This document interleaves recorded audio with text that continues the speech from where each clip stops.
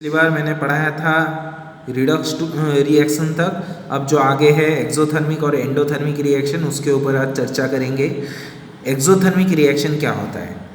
The reactions that are accompanied by evolution of heat are called exothermic reaction. मतलब ये उन reactions को कहा जाता है जिससे हीट बाहर आती है, जिससे हीट रिलीज होती है। ठीक है, उन रिएक्शंस को एक्सोथर्मिक, एक्सो मतलब बाहर आती है गर्मी। ठीक है, एंडोथर्मिक रिएक्शन क्या है? आगे बढ़ते हैं। The reaction which occur bye absorption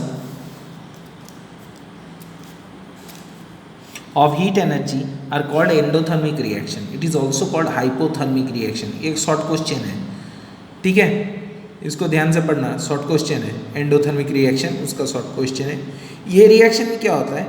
जैसे ये हीट, पहला वाला क्या हीट छोड़ रहा है, दूसरा वाला एंडोथर्मिक में क्या है, वो खुद हीट ले रहा है। देखो, समझ पा रहे हो? प्रोडक्ट्स हीट ले रहे हैं।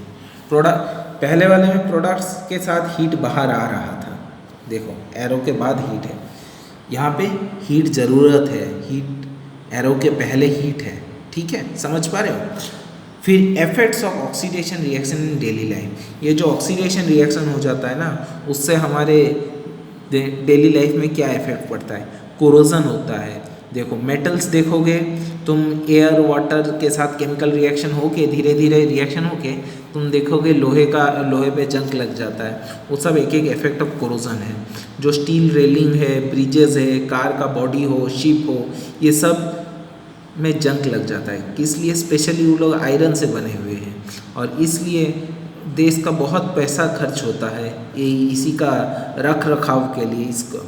अब ये रैंसिडिटी क्या है?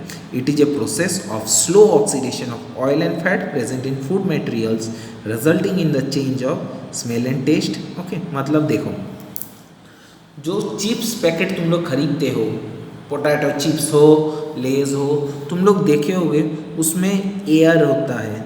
उस पैकेट को थोड़ा दबा के देखना, देखो यहाँ पे आगे मैं लिखा हूँ। इसके रैंसिडिटी को बचाने के लिए क्या है? फूड मटेरियल को एयर टाइट डब्बे में रखो, फूड को फ्रिज में रखो, रेफ्रिजरेटर में। Packing of food items in packet containing nitrogen gas instead of air.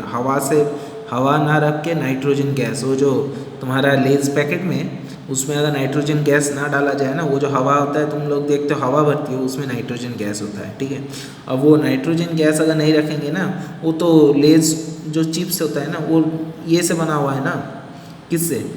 आलू को तेल में तल दिया गया है, ठीक है, उससे चिप्स बना।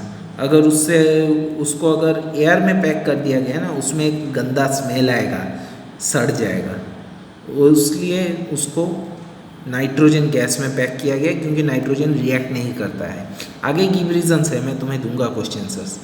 और एक by adding antioxidants like BHA, full form याद रखना, butylated hydroxy anisole, and BHT, butylated hydroxy toluene. Antioxidants डाल के भी रैंसिडिटी रोका जा सकता है। और avoid keeping food materials in direct sunlight. Sunlight में देखोगे अक्सर खाने के पैकेट पे लिखा जाता है do not keep in direct sunlight. ठीक है, इससे क्या होता है? खाना नष्ट हो जाता है। ठीक है, इसी के साथ ये चैप्टर समाप्त हुआ। क्वेश्चन आंसर्स मैं दे दूंगा, तुम लोग को नोट्स भी मैं दे दूंगा। Okay, thank you dear students.